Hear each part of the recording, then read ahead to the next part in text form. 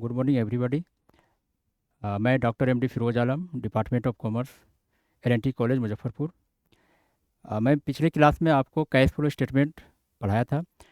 Cash flow statement के बारे में जो भी क्लासेस हुई है, आज उसका डीपली हम उसको आज क्लासेस करेंगे। ओके। कैश फ्लो एक स्टेटमेंट क्या है, किसी भी बिजनेस के लिए कैश बहुत इंपॉर्टेंट होता है। तो कैश अगर आपके पास ज़्यादा प्रॉफिट हुआ है तो प्रॉफिट हुआ, फिर भी आप कैश का अगर कोई लाइबिलिटीज़ आपके पास है और आप उसको सही समय पे लाइबिलिटीज़ का पेमेंट नहीं कर पा रहे हैं, इट मीन्स कि आपका कैश का मैनेजमेंट एक्चुअल में नहीं हो पा रहा है सही से। तो कैश मैनेजमेंट हमको क्या करता है, एक अकाउंटिंग पीरियड में, एक सर्टेन पीरियड में अकाउंट्स का जो कैश है वो हमको सही से मेंटेन करना होता है और उसका ओपनिंग और क्लोजिंग को मिलान करता है। तो कैश फ्लो क्या है कि ऐसा स्टेटमेंट है जो कैश का इनफ्लो और आउटफ्लो को हमें स्टेटमेंट के तौर पे उसको प्रदर्शित करता है।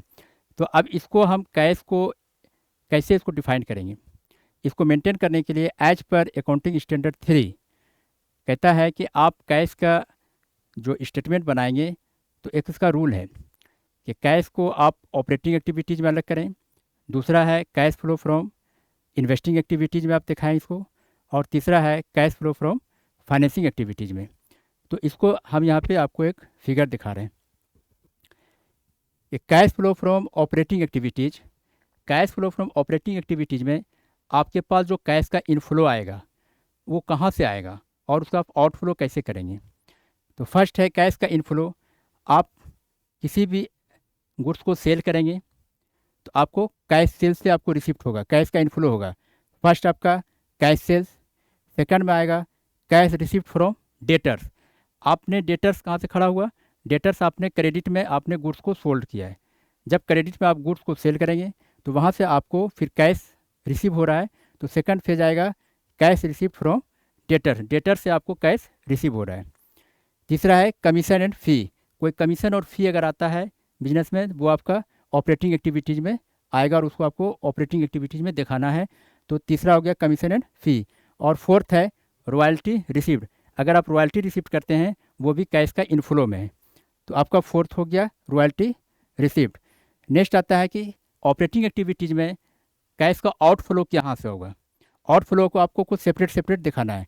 क्या दिखाना, पहला है आपने अगर किसी गुड्स को परचेज किया है कैश में तो आपको कैश परचेज आपको आउटफ्लो हो गया, आपका कैश का आउटफ्लो, तो कैश परचेज हो गया। दूसरा हो गया पेमेंट ऑफ क्रेडिटर। आप अगर कोई गुड्स को परचेज कर रहे हैं क्रेडिट पे, तो जब क्रेडिट पे आप परचेज करें तो उसको पेमेंट करेंगे तो आपको पेमेंट टू क्रेडिटर आपको कैश में पेमेंट होगा, वो आपको कैश आउटफ्लो में ऑपरेटिंग एक्टिविटीज़ के अंदर हेडिंग में दिखाना है। थर्ड है operating expenses paid to cash. कोई भी ऑपरेटिंग एक्सपेंसेज अगर हो रहा है इन कैश में तो वो आपको ऑपरेटिंग एक्टिविटीज़ में आपको दिखाना है। फोर्थ है payment of wages, salaries, office and selling expenses. किसी भी तरह का कोई भी पेमेंट हो, जैसे वेजेज हो, सैलरीज हो, ऑफिस एक्सपेंसेज हो, सेलिंग एक्सपेंसेज हो, ये सारा का सारा आपको ऑपरेटिंग एक्टिविटीज़ में दिखाना है, ना कि इन्वेस्टिंग में दिखाना है और ना ही तो फाइनेंसिंग एक्टिविटीज़ में दिखाना है।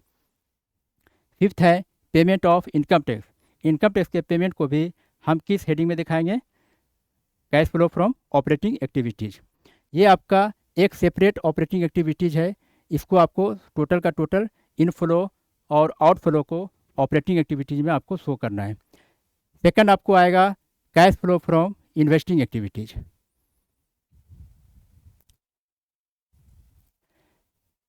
Cash flow from investing activities, ये cash flow from investing activities आपको कहाँ से इसका सोर्स मिलेगा, तो बैलेंस शीट में, ये आपको बैलेंस शीट में मिलेगा। और cash flow from operating activities का जो सोर्सेज आपको इन्फॉर्मेशन मिलेगा वो trading and profit and loss account से मिलेगा। तो यहाँ पे आप बैलेंस शीट में आते हैं तो यहाँ पे आप उठाएंगे cash flow from investing activities. Investing activities में कैश का इनफ्लो कहाँ से आएगा, sale of non current assets, sale of non current assets.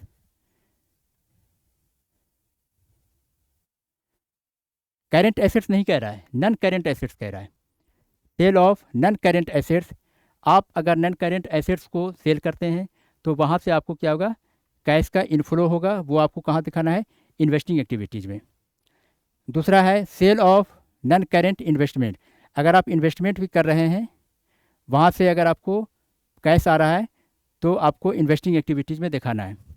तीसरा है इंटरेस्ट रिसीव्ड ऑन डिवेंचर।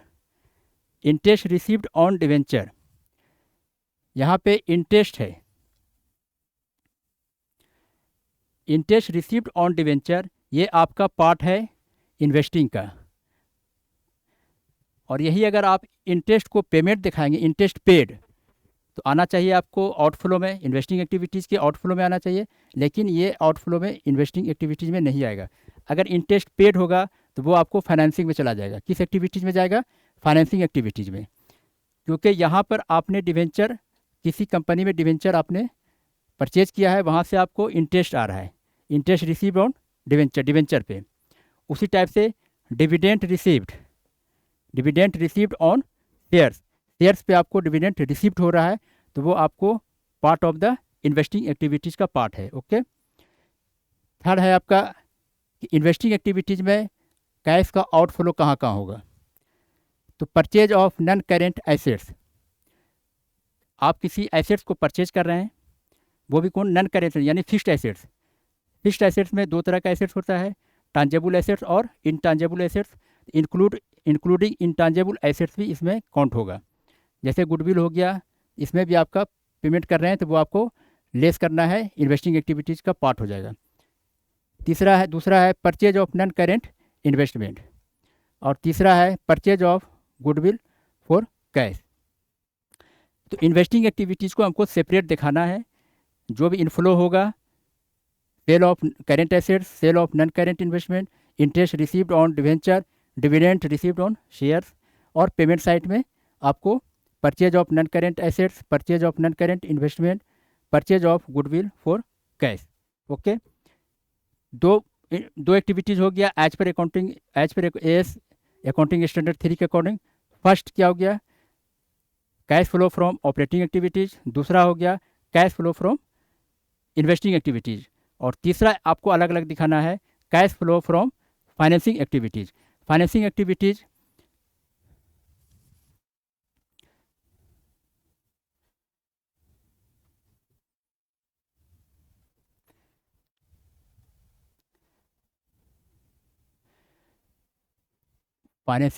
में यहाँ आते हैं,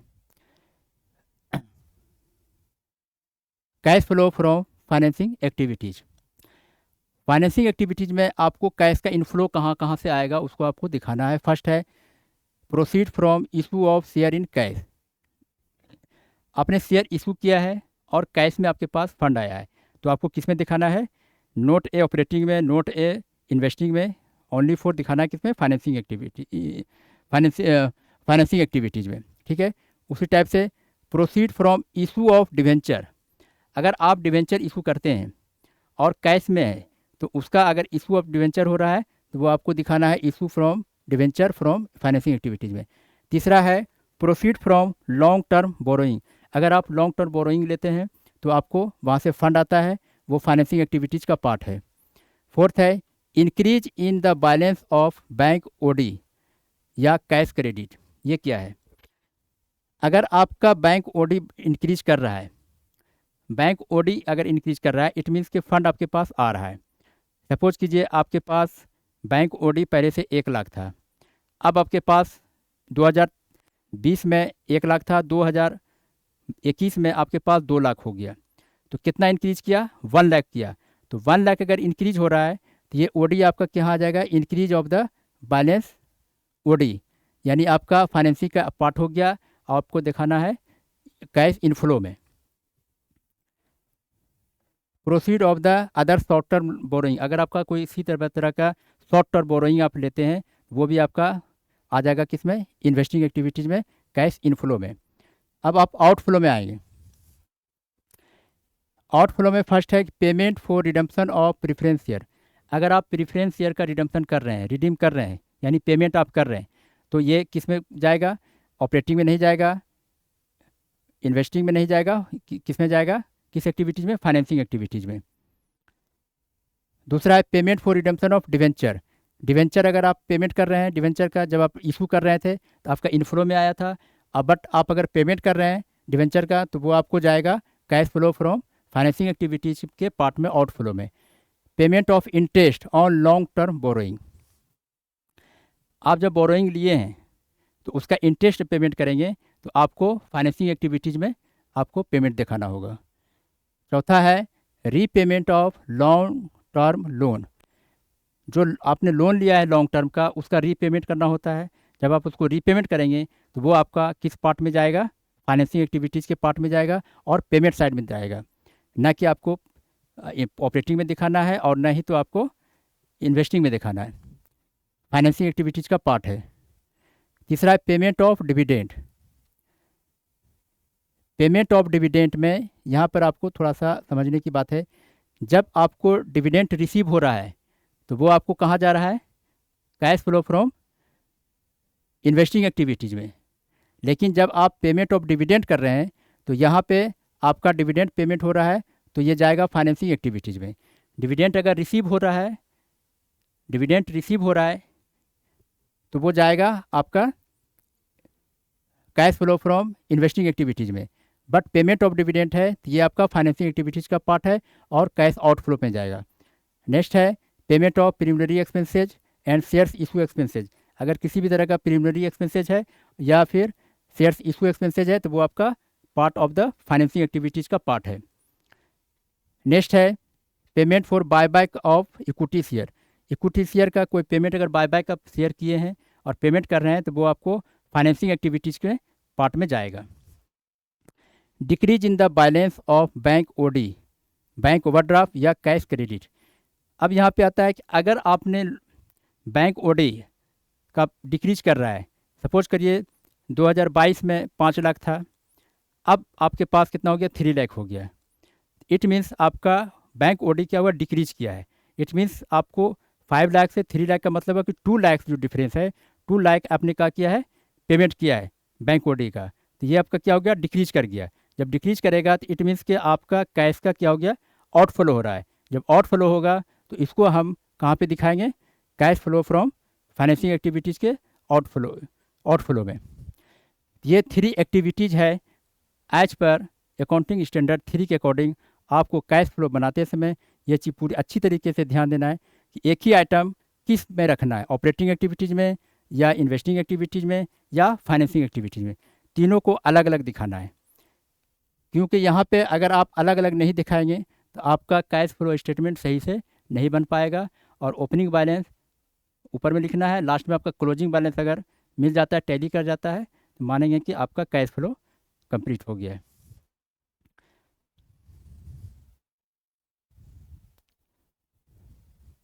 ये 3 एक्टिविटीज़ हो गया cash flow from operating activities, जिसका कि चार्ट हम आपको बताए हैं, cash flow from investing activities, और तीसरा है cash flow from financing activities.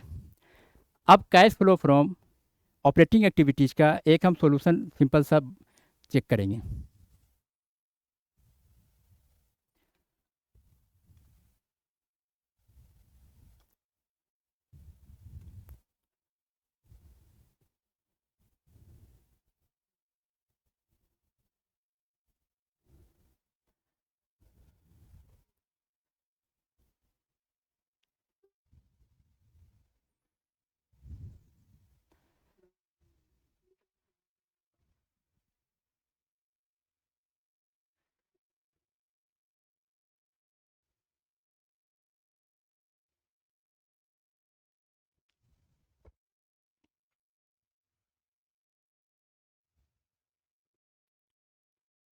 ये एक सपोज है क्वेश्चन है, from the following information of A firm calculate net cash flow from operating activities.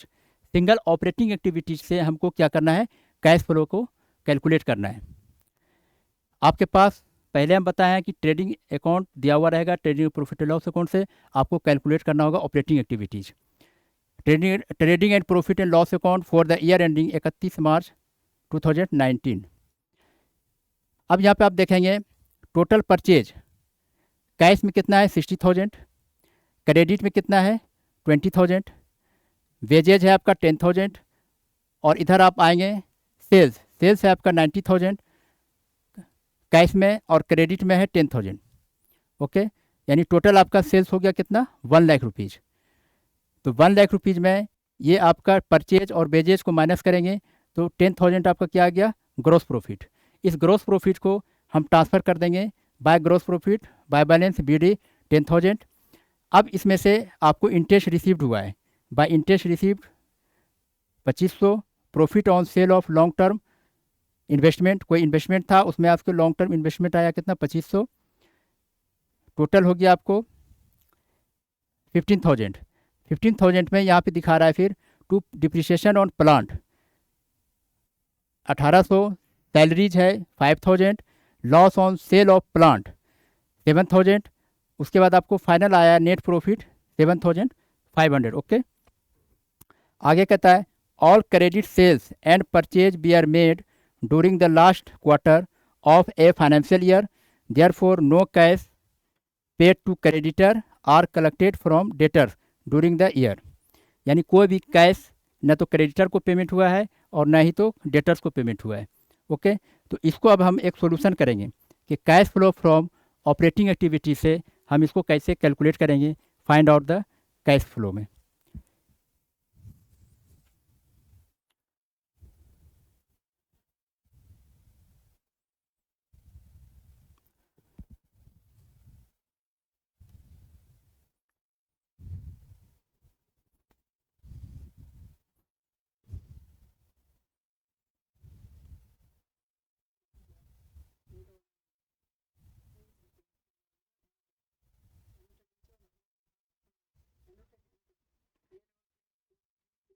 ये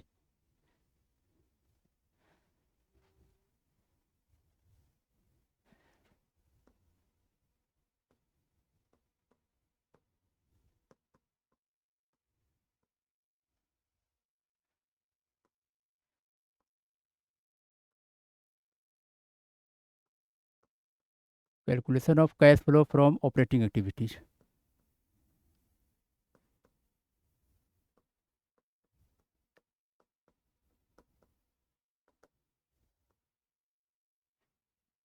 ऑपरेटिंग एक्टिविटीज से हमको कैश का फाइंड आउट करना है कि इसका कैश का क्या आएगा।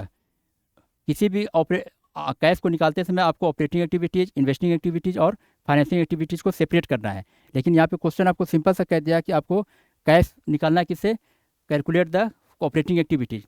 तो फर्स्ट ऑफ ऑल हम देखेंगे यहाँ पे कि टोटल सेल्स, सेल्स में आप आकर के देखेंगे दो तरह का सेल्स है, एक आपको कैश है और सेकंड है आपको क्रेडिट में। तो आपको क्रेडिट सेल्स को काउंट नहीं करना है, ओनली फॉर आपको कैश सेल्स लेना है। तो सेल्स आप लेंगे यहाँ पे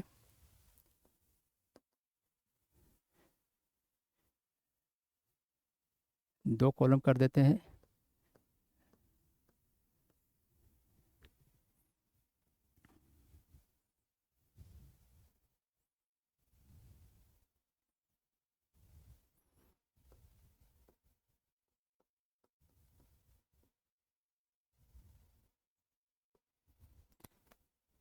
पार्टिकुलर फर्स्ट आपको क्या लेना है, सेल। सेल्स में आप देखेंगे आपको टोटल सेल्स कितना है, 1 लाख है। 1 लाख में कैश सेल्स कितना है, 90,000। तो आपको टोटल लेना है 90,000। ठीक है, इस 90,000 में अब आप क्या करेंगे, लेस करेंगे। लेस में क्या लेस होगा, आप जब परचेज कर रहे हैं तो परचेज में जो भी आपने एसेट्स को परचेज किया है उसको आप लेस करेंगे। तो परचेज में दो तरह का परचेज है, कैश परचेज 60,000 और क्रेडिट परचेज है 20,000। तो दोनों परचेज को हम काउंट नहीं करेंगे, ओनली फॉर कैश परचेज को हम काउंट करेंगे। तो कैश परचेज को कितना है, टोटल 60,000 परचेज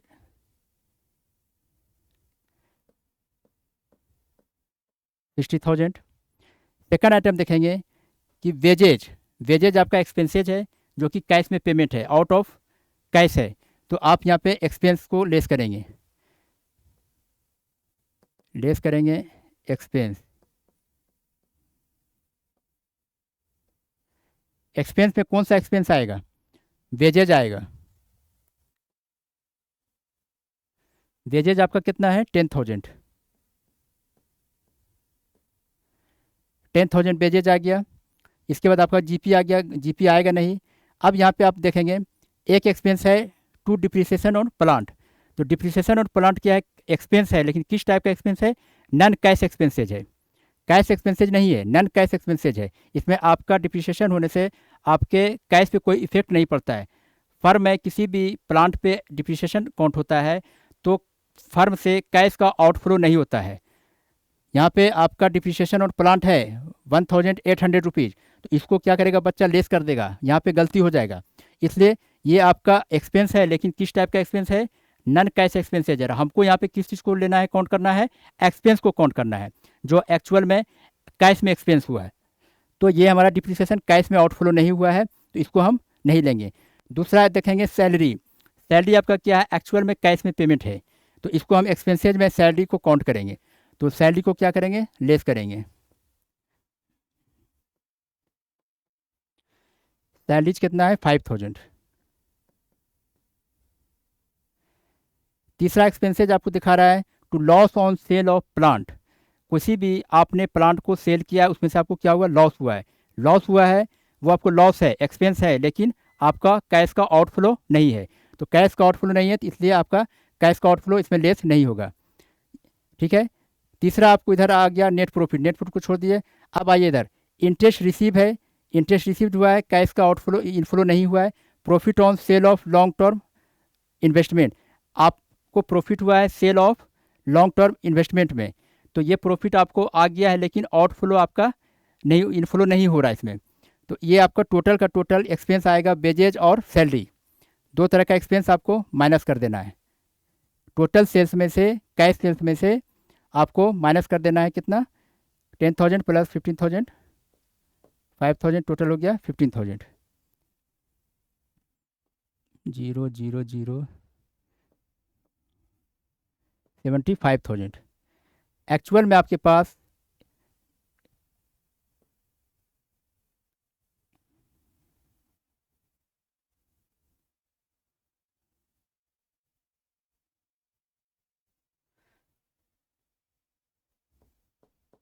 इसको लिखेंगे net cash inflow. Net cash inflow from operating activities.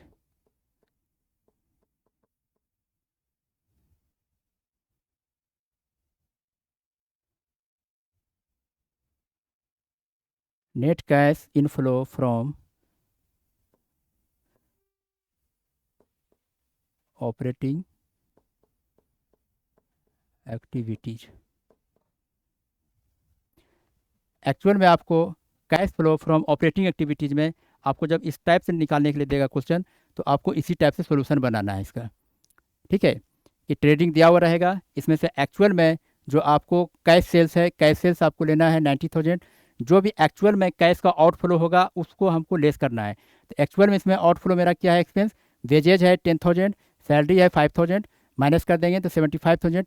यही आंसर आ गया नेट कैश इनफ्लो, कि फर्म में टोटल कैश का इनफ्लो कहाँ से आया और आउटफ्लो क्या क्या हुआ। तो एक्चुअल में at the end of the year कितना कैश का इनफ्लो आ रहा है, तो टोटल 7,500 आपको cash flow from operating activity से आ रहा है। इसी टाइप से आपको सेपरेट बनाना है cash flow from investing activities में और cash flow from financing activities में, सेपरेट सेपरेट करके हमको बनाना है। तब फिर मेरा एक्चुअल में पूरा फुल फ्रेज में cash flow from statement complete हो जाएगा। आज के लिए इतना है, थैंक यू।